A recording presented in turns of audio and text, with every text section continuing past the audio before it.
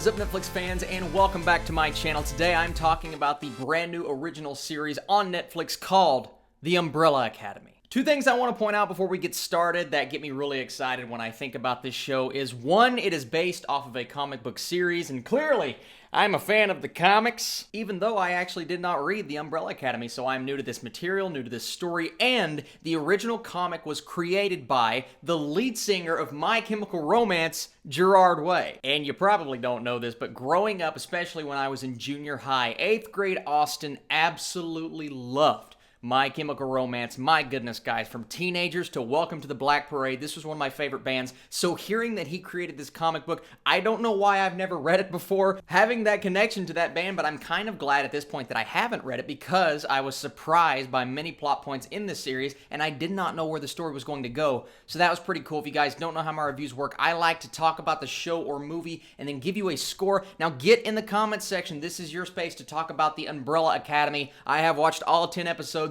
This will not be a super spoiler heavy review. I'm just going to tell you guys if I think it's worth watching, why you should give it a chance if you have Netflix, and is it worth binging? That is the magical question when you're asking about Netflix. Let's get into the review. So a disbanded group of superheroes reunite after their adoptive father who trained them to save the world dies. So in 1989, 43 infants were randomly born all across the world to unconnected mothers who had no clue they were going to be born the day prior. What an interesting premise. This idea, wherever it spawned from, this show in general, but just this concept is so interesting. So then billionaire Sir Reginald adopts 7 of these 43 kids and creates The Umbrella Academy. That's where we get the title, that's where we get the premise, and that is where we start this show. And even though I saw the trailer and read the description, I assumed we would get a bit more of them as kids solving problems and fighting crime together, and we do get that. There are multiple scenes, multiple action scenes that I think are very well done, especially for a smaller television budget,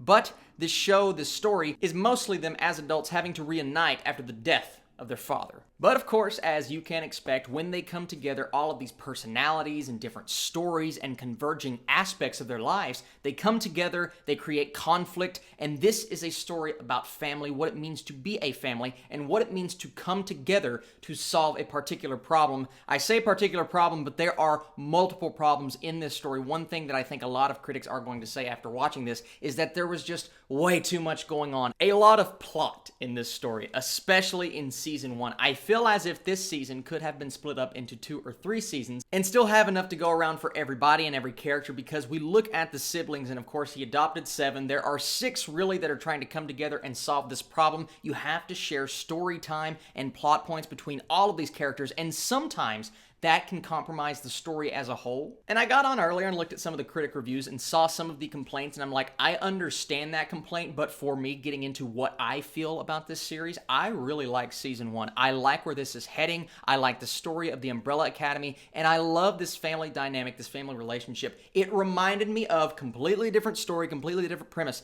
but having to come together as they did in The Haunting of Hill House. That family had to come together because of a death. This is a very similar situation, even though it's a completely different plot. But just these conflicting and very strong personalities from some very talented actors and actresses in here. I really had no major issues with any of the actors. Now, there are 1 or 2 super supporting characters that do not get a ton of screen time. I'm like, okay, they're not the best I've ever seen, but our core family and our core characters and some villains that come along a bit later, I really liked everyone involved here. Not one performance I can pick out and say, you know what, you ruin an episode or you ruin the series. That never happened. We have Ellen Page, who is great. We have Mary J. Blige, who is in this show. I was like, what? That's Mary J. Blige. Had no clue she was going to be in it. And of course, an actor with a talent above all talents, that is Colm Feore. Every time he pops up in a show or a movie, I'm like, that guy knows exactly what he's doing. And he plays the man Reginald himself, and he does a great job. And those for me were really the actors that I knew a ton about going in. Everyone else is either a no-name or someone that has popped up. Oh, I remember him from this TV show, or I remember her from this movie. One guy I want to point out, and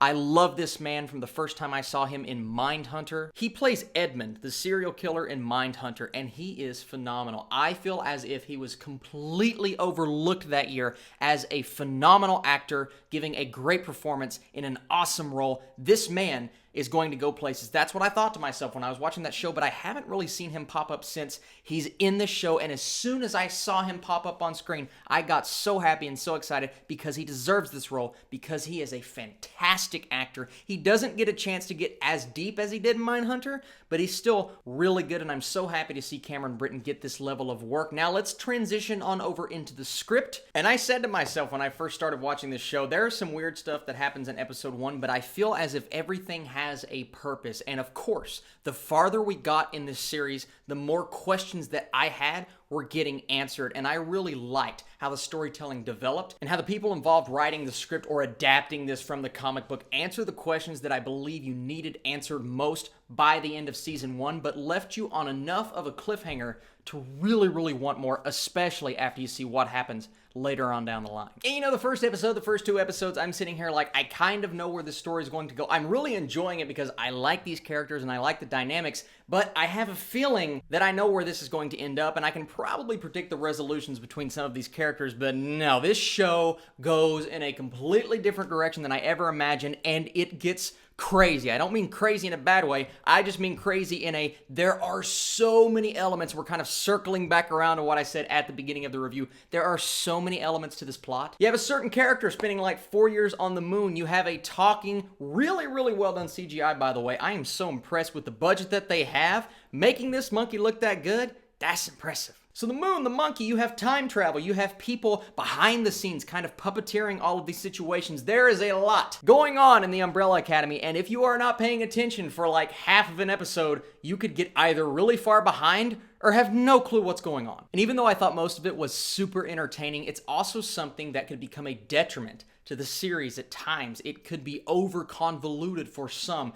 and I completely understand. Listen, if you're watching this show and you're like, okay, there's just too much happening, way more than I anticipated, it's not just a superhero show. There are sci-fi elements, there are romantic elements, there are multiple mysteries within this show, crime aspects involved. It's just a lot happening, and I get it. If you don't enjoy that, I understand. And honestly, with all of that going on, I could have just sat back and watched a train wreck happen in front of my eyes from episode 1 to episode 10. My goodness, this thing is just a complete mess, but that wasn't the case. This had such a good handle on all of these characters and all of these situations, and they all came together so beautifully in the end, and you get the resolutions that you want, just not all of the resolutions that I think you need to have. Not every storyline is resolved, or at least resolved in the way that I think you may want it to be resolved in, but I like that. I like the intrigue, the mystery, not knowing where something is going to end up. Always makes for an entertaining experience or a divisive experience, but it's not an experience that you are going to forget, and I think that's important. And I think the Umbrella Academy is an experience that a lot of people are going to walk away from and go, you know what?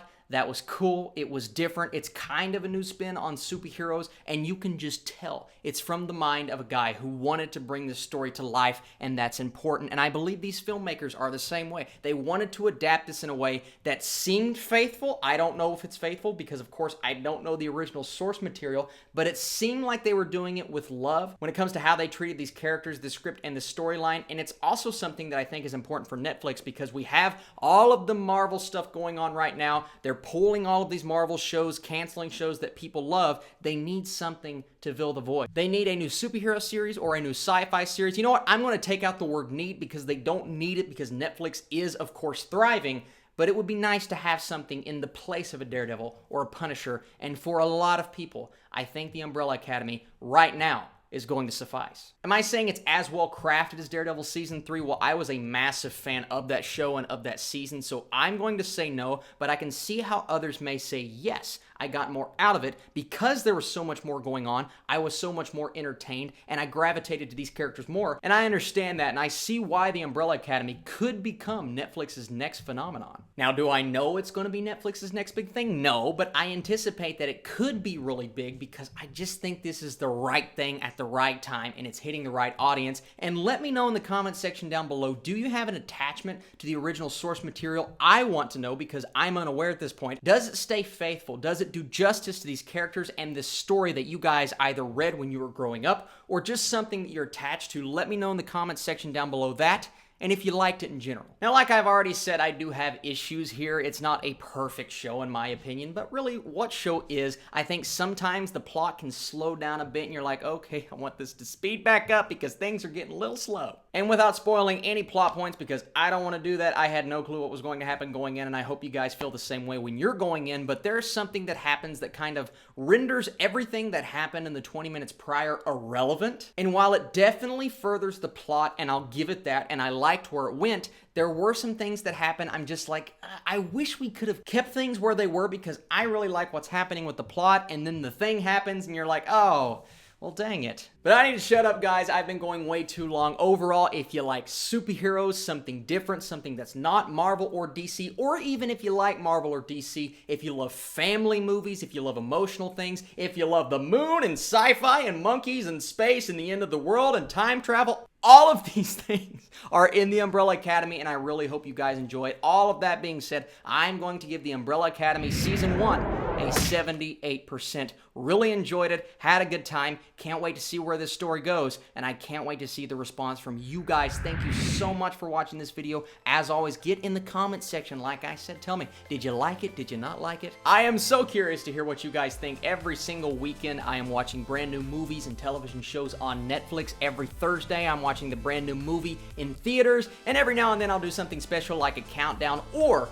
my Flick Fan Awards that will be premiering next Saturday. I am so excited for you guys to see that. Been working very hard on it. Have some very, very special guests that you will know from the YouTube space and community, and I can't wait for you guys to see that. Thank you so much for watching this video. As always, you guys are truly and absolutely and always the very best. And my next video will probably be a review for The Dragon Prince Season 2 once again on Netflix. You guys are the best, and I'll catch you very soon.